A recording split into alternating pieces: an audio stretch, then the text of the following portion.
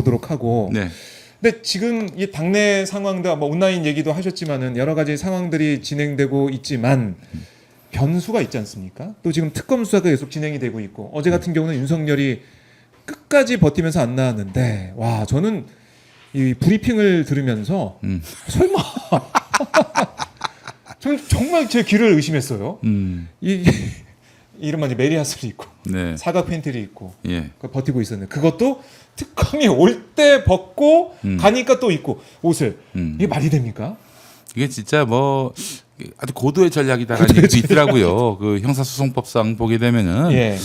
이제 말하자면은 조사를 피할 수 있는 그런 어떤 구멍을 거기서 윤석열이 발견한 게 아닌가 네. 이렇게 얘기하는 사람도 있던데 그러나 저러나 이 대통령의 품격이란 게 있는데 전직 대통령도 전직 대통령. 그 국민들이 왜 부끄러워해야 합니까? 그 짓은 윤석열이 했는데 왜 국민들이 부끄러워해야 하는지 모르겠어요. 예. 근데 또 그런 얘기도 하더라고요. 네. 그 서영교 의원이 예. 이게 조폭이 하는 수법이랍니다. 감옥 밖으로 이제 인치를 할 때 그 네. 피하려면은 아예 옷을 다 벗고 그렇게 거부하는 이것도 역시 형사소송법상 그 구멍을 말하는 건데 그 구멍을 알고 옷을 벗고 아예 응하지 않는 이런 방식을 택하고 있는데 네. 와 그랬더니 또 갑자기 윤석열의 옛날에 했던 말이 또 생각이 납니다. 음. 내가 깡패입니까? 그러면 검사가 아니라 깡패지요. 예. 그런 말을 한번 했었잖아요. 예, 특검으로 보복하면. 임명될 때 예. 박영수 특검에서 수사팀장으로 임명될 때 그런 얘기 했었는데 자기는 그런 식으로 깡패 같은 역할을 하지 않는다라고 얘기했는데 깡패 짓을 하고 있어요 지금. 그렇게 국민들이 느껴질 수밖에 없을 정도의 아 너무 부끄럽더라고요 진짜. 그런 상황이 됐다. 예. 그러니까 이런 모습, 그러니까 윤석열이 계속 버티고 안 나오고 그냥 법을 희화하고 국민을 우롱하는 이런 모습 자체가 민주당 전당대회에 또 어떤 영향을 줄까 이런 모습. 그러니까 아마 국민들은 네. 이런 마음이 있을 거예요. 부끄러운 마음과 함께 아니 저러면은 저렇게 내버려둬도 되는가? 우리 법이 만인에게 평등하다고 했는데 정말 노회찬 전 의원 말대로 10,000명에게만 평등한 것인가 이런 생각이 들 수밖에 없는 것이고 아마 오늘 연설 시간이 아마 네 있습니다. 있겠죠? 네 예, 있습니다. 그때 12분씩. 아마 이것이 화제가 될 겁니다. 그래서 법이 만인에게 평등하다는 걸 내가 대표가 되면 보여주겠다라는 그 뜻을 메시지가 나올 두 분 다 거다. 아주 강력하게 표출하지 않겠나 하는 생각이 듭니다. 그렇네요. 그러니까 이 대외적인 병, 그러니까 민주당 내 문제가 아니라 민주당 이제 밖에서 벌어지고 있는 특검의 상황들, 뭐 국민의힘의 모습들 이런 것들도 오늘 당심이나 또 민심 아니면 대의원들의 표심에 영향을 줄 수밖에 없다. 그렇지 않겠습니까, 부 대표님? 예. 어떻게 보십니까? 아무래도 그러니까 지금 제가 봤을 때는 뭡니까 이 특검 3대 특검 네. 진행하고 있는 이것에 이제 저항을 한다거나 하면 사실은 민주당은 나쁠 거는 없죠. 왜냐하면 사실 개혁의 대상이 되는 쪽이 이렇게 저항하고 있다라는 네. 거를 지지하시는 분들한테 계속 이제 보여줄 수가 있기 때문에 그리고 이제 그 텐션이 유지가 된다라는 측면에서 그리고 지금 이제 전당대회를 앞두고 두 후보가 공히 상당히 강도 높은 어떤 뭡니까 내란 세력들을 응징하겠다라는 이야기들을 하고 있기 때문에 사실 나쁠 거는 없는 것 같습니다. 근데 이제 다만 당은 그런데 대통령과 관련해서는 제가 봤을 때는 대외적인 영향이라든지 네. 좀 더 큰 민생이라든지 이런 것들 영향이 더 큰 것 같아요. 그래서 당과 지금 대통령은 약간 좀 뭐라고 해야 될까요? 긴장감을 느끼는 어떤 분야가 좀 다르다. 이렇게 저는 보고 있습니다. 예. 다르다. 근데 뭐 김계리 변호사가 윤석열께 속옷에 대해서 브리핑한 것에 대해서 이거 수사 아니라 정치 선동이고 마녀 사냥이다 뭐 이런 얘기도 쏟아내고 있던데. 정치 선동과 마녀 사냥 누가 잘하던 짓이었죠? 누구의 종특이었죠? 예, 김계리 씨는 좀 제발 개몽되기 바랍니다. 예, 그런 분야로 유튜브도 하더라고요 요즘. 그래요. 뭐 이것저것 하던데. 그러니까 이런 윤석열 쪽에서는 아니 건강이 나빠서 이게 체온이 높아서 그런다고 막 했는데 그게 아니잖아요 지금 보면은 특검 물때 벗고 있다가 특검 간 다음에 옷 입고 또 에어컨 쐬러 갔다는 거 아닙니까? 그렇죠. 1시간 동안 변호인 접견했다고 하는데 예. 누가 봐도 특검 수사를 방해하기 위한 모습이지 않습니까? 그 수사가 이제 개시됐을 때 수사가 아니죠. 이제 그 인치를 하려고 할 때 이제 체포하려고 할 때 그때 이제 더워가지고 옷을 벗었다 이런 얘기인데 이럴 것 같으면 새벽에 그냥 바로 체포를 하는 게 어떨까? 덜 더울 때 그나마. 아, 새벽에. 아니면 전 이런 생각도 들어요. 예. 그 이제 변호사 만나러 이제 특별면회장 가잖아요. 음. 그 입구에서 기다렸다 체포하면 안 됩니까? 음흠. 뭐 굳이 그렇게 감옥 앞까지 갈 필요가 뭐가 있어요? 거기서 충돌 우려가 있는데. 그냥 잠복했다가 진짜. 예. 굳이 그 외복했다가. 앞에 가가지고 나오지도 않겠다는 거를 예. 그 앞에서 할 이유가 있었나 하는 생각이 드는데 아. 어쨌든 이거는 체포를 할 것이다. 온 국민에게 다 알려진 사실이고요. 그 시점까지 알려진 거 아닙니까? 어제 네. 아침 9시에 체포한다고. 그랬는데 결국엔 체포를 못한 거 아니에요. 2시간 동안 이게 말하자면 실랑이를 벌이다가. 그럼 국민들한테 밝혀야 되는 거 아닙니까? 무슨 이유 때문에 끌어내지 못했다라고. 네. 그러니까 옷 벗고 그렇게 누워가지고 그렇게 얘기할 수밖에 없는 것이고. 난동을 피웠던 그 윤석열한테 책임을 물어야지 왜 그거를 수사 그 체포하러 간 사람들한테 그렇게 비난을 합니까? 네. 아니 그게 온당한 행동입니까? 응? 아프다면은 아니 옷 다 입은 상황에서 내가 아프다 지금 네. 그렇게 호소하든지 왜 옷을 벗고 있어요? 그거는 형사소송법상에 그렇게 거의 나체 상황에서는 끌어낼 수 없다라는 그 조항을 악용한 그렇죠. 거 아니에요? 음. 예. 그러니까 교도관들이 자신의 몸에 손을 댈 수 없는 그런 상황을 만들어서 네. 이렇게 피한 게 아니냐. 그야말로 이제 법꾸라지 같은 모습을 계속 보여주고 있는 게 아니냐 이런 지적이 나오고 있습니다. 네, 네. 이 부분도 지적을 해야 될 것 같고. 자, 다시 저희가 전당대 얘기로 또 돌아와 보면 지금 이제 킨텍스 현장 모습이고요. 아직 본격적인 입장은 되지 않고 있습니다. 지금 시간이 12시 29분이고요. 아직 시간이 남아 있기 때문에 지금 바깥에서 아마 이제 여러 가지 홍보전 이런 것도 벌어지고 있을 것 같은데 저희가 1시부터 현장을 또 생생하게 여러분과 함께 하도록 하겠습니다. 자, 이 대의원 표가 17명. 그러니까 이 권리당은 17명의 표를 대의원 1명의 표가 그만큼의 예. 힘을 가지고 있다. 뭐 이 얘기는 저희가 다 알고 있는 것인데, 그래서 대의원은 뭐 박찬대, 권리당원 쪽에서는 정청래, 뭐 이런 얘기를 온라인상에서 많이 하는 것 같아요. 네. 이런 것들이 좀 영향을 줄까요? 어떻게 보십니까? 근데 대의원이 사실 아주 크게 본다면 대의원 제도라는 게 갖는 의미가 있죠. 그거는 이제 민주당이 옛날에는 이렇게까지 큰 정당은 아니었는데 네. 점점 이제 세를 불리는 과정에서 다른 계파를 이렇게 흡수하는 과정에서 그 계파의 수장 및 거기에 계신 분들을 인정해주기 위한 하나의 수단으로서 대의원 제도를 썼다라는 것이죠. 그러니까 당원 중심 대중정당이 아닌 그야말로 계파 연합정당으로 구성을 해 나갈 때에 필요했던 제도이고요. 그래서 이제 당협위원장이라든지 대의원이 가지고 있는 어떤 그 뭐라고 해야 될까요? 대표성 자체가 엄청나게 컸었죠. 지금 17표라고 하셨는데 네. 이게 뭐 직전에는 80몇 표였고요. 뭐 1대 80몇이었으니까 대의원이 행사할 수 있는 대표성은 커졌죠. 그런데 지금은 제가 봤을 때는 정청래 박찬대 정청래 누가 뭡니까 당대표가 되건 간에 이 제도가 좀 바뀌고 당원 중심 대중정당으로 가는데 굉장히 가속도가 붙는 느낌입니다.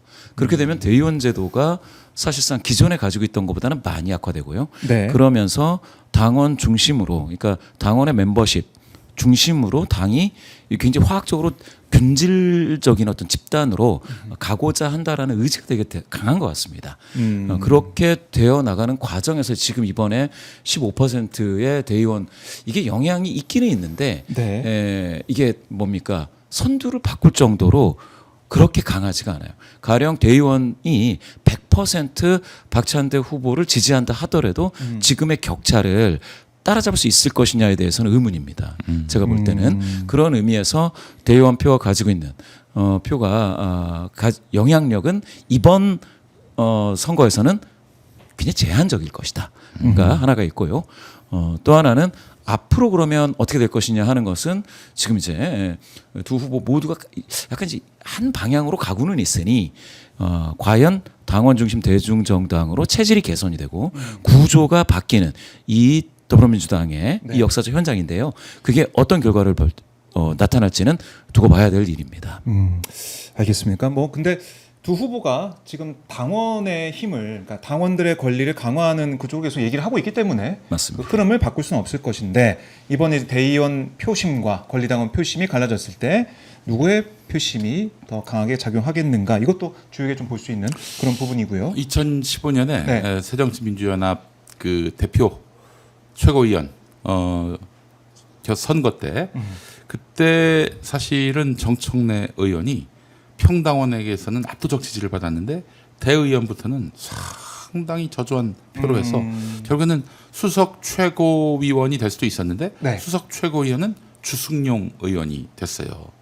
그때 당 대표는 문재인 맞아요. 대표가 예, 됐었고요. 그때 정청래 후보가 당 대표라고 계속해서 외치던 그렇죠. 그 시절이죠. 본인이 이제 뭐 대표가 되는 건 아니지만 당 대표로서 당 대표로서 선명성 강한 기억납니다. 예. 수석 최고위원 되겠다 했는데 그때 결국에는 대의원 투표에서 결국에는 굉장히 난조를 겪었던 것이죠. 그때 그 흐름이 또 그래서 반복되느냐. 사실은 대의원들 또 국회의원들이 별로 정청래 의원을 좋아하질 않아요. 그때부터 좀 그렇죠. 그런 흐름이 이번에도 있었군요. 보십시오. 예. 그 대한민국 모든 선거는 1인 1표제 네. 때 그 대의원 한 명의 표가 권리당원 여러 명의 표와 맞먹는 그래서 표의 등가성 원칙이 훼손되는 이런 현행 제도는 즉각 폐지돼야 한다라고 이번에도 주장했습니다. 그렇죠. 그러니 국회의원 다수가 좋아하겠습니까? 음. 또 게다가 내년엔 또 지방선거 지방선거 공천이 있는데 공천에 막대한 막급한 영향력을 행사하는 것이 바로 국회의원이고 또 지역위원장이고 네. 대의원일 텐데 이들의 표를 그 일반 당원과 동등하게 하겠다? 네. 이게 과연 정청래 후보를 좋아하게 할 수 있겠는가? 아하. 그래서 대의원 제도를 유지는 하되 대의원에게 주어진 가중치는 폐지해야 한다라고 이번에 공약을 했습니다. 여기에 사실 당은 굉장히 혼동에 빠졌어요. 그래서 정청래가 되면은 일종의 우리의 기득권이 침해될 수도 있다라는 판단을 했던 것이고요. 물론 예. 박찬대 후보도 이 표의 등가성 그리고 당원 주권주의에 대한 그런 굉장한 의지를 드러내긴 했지만은 좀 공약이 구체화되지 않았어요. 그런 의미에서 보면은 정청래 의원이 그 매를 더 번 셈이 됐죠. 네.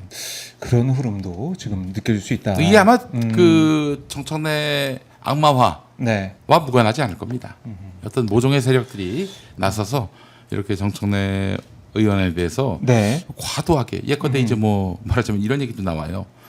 이번에 양문석 의원 그 안산의 지역구 네. 지금 2심도 당선 무효형 나왔는데 3심에서도 그대로 인용이 된다면은 아. 정청래 대표 체제에서 전해철 씨가 돌아온다. 전해철 씨하고 좀 가까운 사이이긴 했거든요. 과거에. 과거에 그랬습니다. 그런 지금은 아니고. 얘기도, 예. 예.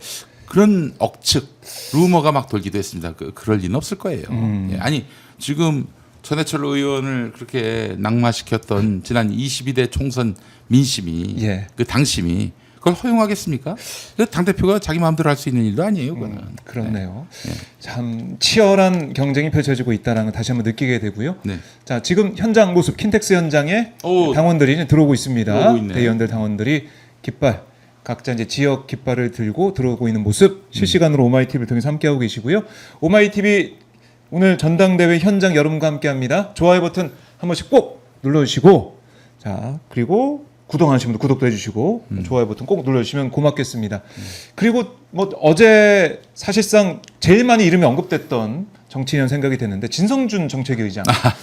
이 진성준 정책위 의장의 파장이 아직까지 가라앉지 않고 있는 것 같은데 이 부분에 대한 언급도 오늘 있을 것 같다는 생각이 듭니다. 당대표 후보들 어떻게 보세요, 김모신 부대표는? 언급이 좀 있을까요? 좀 민감한 시기에 네. 정치인들이 사실 지금은 그게 제일 중요하거든요. 트럼프 관세. 그걸 해냈는데. 대항해서 정부는 어떤 노력을 했으며 네. 사실은 대통령은 이 기회가 바로 우리 기업들이 사실 미국에 진출을 하는 기회이기도 하다. 그렇게 하기 위해서 굉장히 노력을 했고 그동안 고민을 되게 많이 했다. 뭐 이런 얘기들을 쭉 합니다. 그래서 위기를 기회로 살려냈다. 이런 얘기들을 많이 했기 때문에 네. 사실은 그러면 이게 협상이 좀 어느 정도 이제 일단락되고 그 다음을 기약하고 있지 않습니까? 이런 과정에 경제적으로 어떠한 이게 파급 효과가 있는지에 대해서 많은 사람들이 관심이 있습니다. 외부에서도요. 예. 그런데 이 주가가 빠졌어요. 그러니까 이게 마치 그러면 정부가 잘못해서 빠진 건가? 라는 쪽이 될 수가 있죠.